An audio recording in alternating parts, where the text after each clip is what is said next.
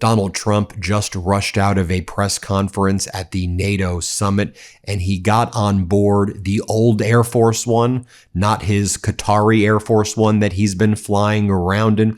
Apparently, he did not like the questions he was being asked at the NATO Summit about why he was not flying on the Qatari jet, and now he's flying on the old Air Force One. Also, there are major red flags right now about why he's not flying on Qatari Air Force One. Is it broken down? Is it not working? Donald Trump, I think, is insinuating that it's because of potential assassination attempts and that he's on a kill list of Iran. Let me just show you what went down as Donald Trump rushed out of the NATO summit and abruptly ended the press conference. Let's play this clip. See you back. Thank you very much, everybody.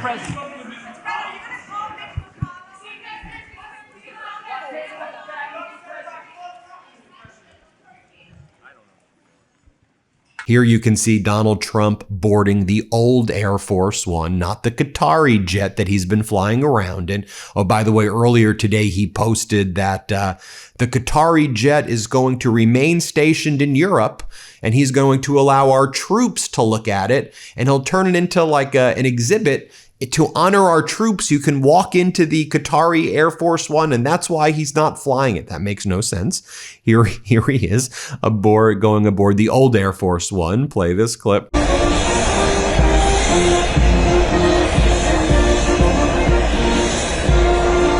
Then a reporter asked him before he rushed out of this presser, so we want to address some speculation about why you're leaving not in the new Air Force One. Is it because of security concerns? Does it have to do with Iran? Does it have to do with being on kill lists in Iran? Does it have to do with the fact that it's not functioning? Watch what Donald Trump says, and he tries to avoid the topic and be like, I have a 5% chance of getting killed as the president. And then a reporter's like, okay, why are you not flying in the Qatari jet that you brag about? Let's play this clip. Stephen Nelson from the New York Post. I'd like you to address speculation that you're leaving Ankara not in the new Air Force One because of security concerns involving Iran.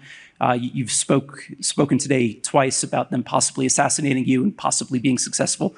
Did that concern have something to do with Well, I speak about it a lot because you know, the life of a president is very dangerous. It's 5.2%.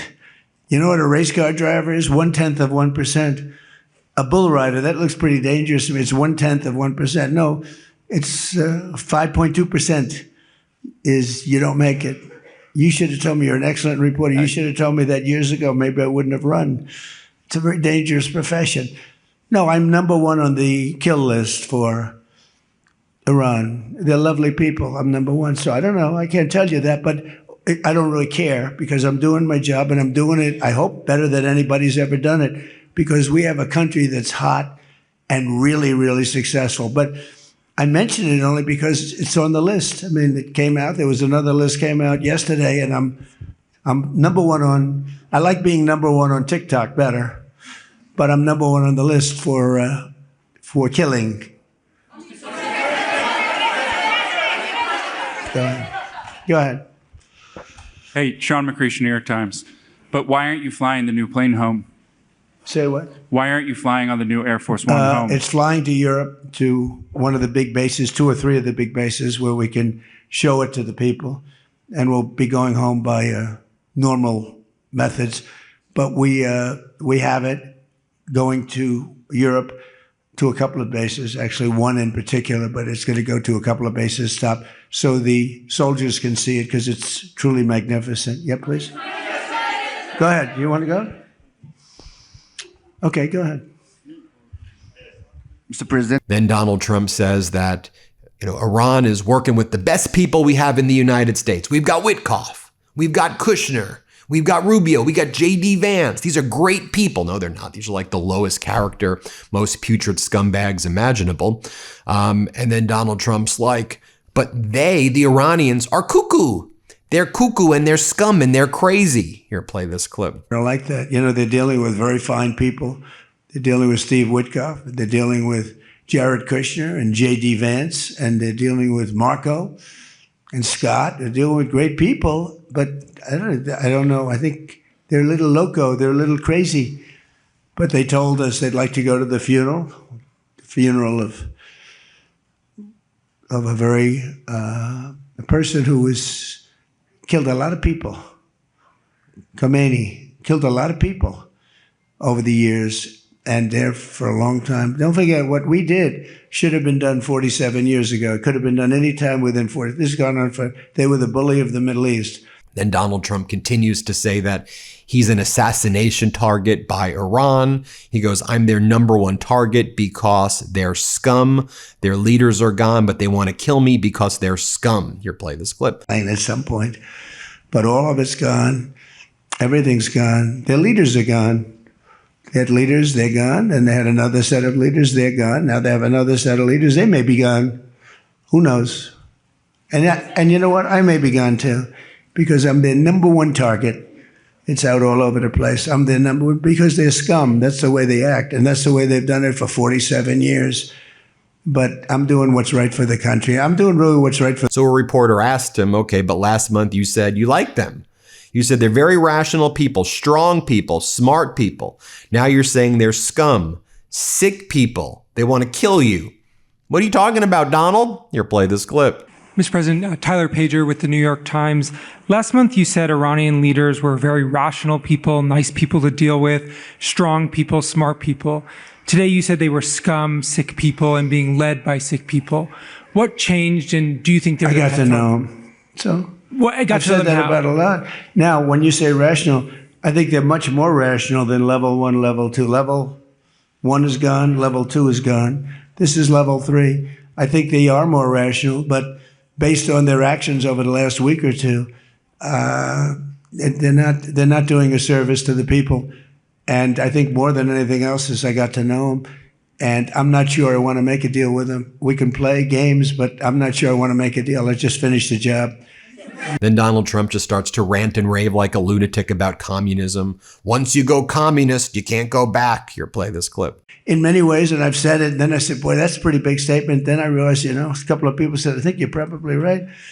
I think this country, with this thing that's going around, is in more danger than it was during World War I, World War II. If you talk about September 11th, if you talk about Pearl Harbor, that was big danger. I think the concept of us going communist, because one thing that happens when you go communist, you never come back, never comes back. You die in squalor. You die a horrible death. You die in squalor, and it gets very evil and very nasty. Yeah, please go ahead. Then Donald Trump said, but before I go, I have an important announcement I want to make. He goes, I'm number one on TikTok, and all I do is talk about communism. And I'm on TikTok as number one. Does anybody know that? Here, play this clip. Well, because they say the deal was incredible, but they think the word that gets out is bad, except the numbers just came out, and I'm number one on TikTok, and all I do is talk about communism, right? So it's sort of good. I used it to get elected, too. But, you have to get your word out. But the numbers came out just a little while ago, and I was number one, some ridiculous number. I never heard of numbers like that, but number one. And all these entertainers are number 27, 29. It's crazy. I don't even understand myself. But that means that my word's getting out about. It's funny what I decide to get picky about. The last time I got coffee, it took me about 5 reviews before I landed on my spot. But life insurance, well, most of us took the first quote that we got and called it done. SelectQuote is a life insurance broker that does the homework for you.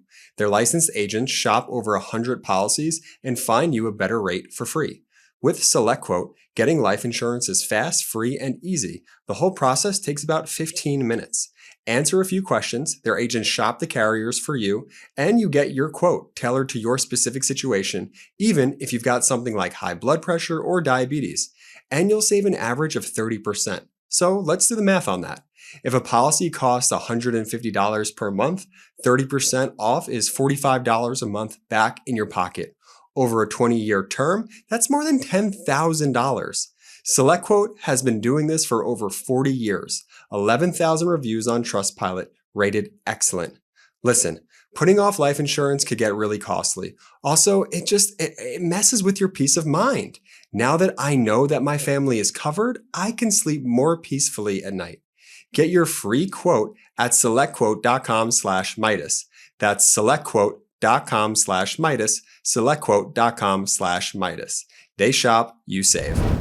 Then Donald Trump goes on to say, when I step in the room with all of the other NATO leaders, they look at me and they say, we love you. We love you, sir. You're someone we love. Okay, that's not true, but play this clip. And we got up to 5 the last time. And they're, just again, if you could have seen the respect and the love in the room, and it's love really for the country, for our country. I don't want to say me because you'll say, oh, he's so conceited. He's such a conceited person. But they do. I mean, they like the job I'm doing. They said, sir, we love you. These are grown people saying that. Isn't that nice? Maybe, I don't know, maybe they're trying to get to me. And in a way they did, because there was tremendous unity in that room. Then Trump says, I would be the greatest communist in history. And he says, Lenin. Lenin! I would be a greater communist than Lenin, because I would just tell you, you get a free house, and you get a free house, and you get a free house.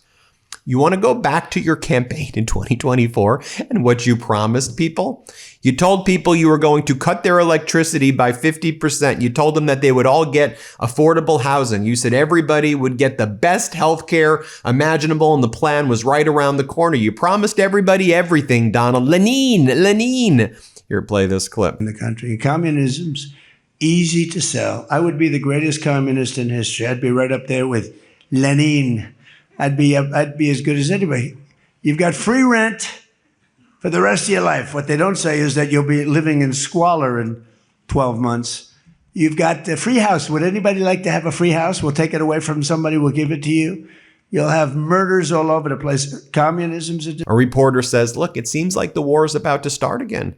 Seems like we're in a major war again. All of a sudden, while you were in NATO with your temper tantrums, that now we're in a catastrophic war. And Donald Trump's like, I don't know. Why would it start again? I'm going to end it very quickly. When they hit, we hit 10 times harder. That's your view? I mean, Donald Trump is acting like the U.S. won this war. It was a catastrophic war we shouldn't have been involved in. Iran won the war. The U.S., Donald Trump begged for the ceasefire after threatening back in April to destroy the entire civilization and blow up all of the bridges. Then we were in this bizarre holding pattern of a fake ceasefire that Donald Trump unilaterally made with himself. Then Donald Trump sent his delegation to Islamabad and then Switzerland. And then Donald Trump breached the agreement to try to achieve through an MOU, through fraud, that which he couldn't in the war. But play this clip. Media, Tunç Akkoç, Türkiye. Mr. President, it seems that the war with Iran may start again. What do you expect from your European allies? I don't think it's going to start again. I think it's going to go very quickly. They hit a couple of ships, and so we hit them much harder. When they hit, we hit 10 times harder. We hit much harder than they do. We have a lot better equipment than they do. We may even, somebody asked before, do you think you'll hit them tonight? I said, we might. Yeah, we might. But when they hit, we hit. It's what we use their language. We speak their language. No, I don't think so. I think anything that happens is going to be over very quickly. And we'll only make it safer, including for oil. Oil is going to be very free, very easy, and it's going to happen very fast. We have the Hormuz Strait, the boats have pulled out.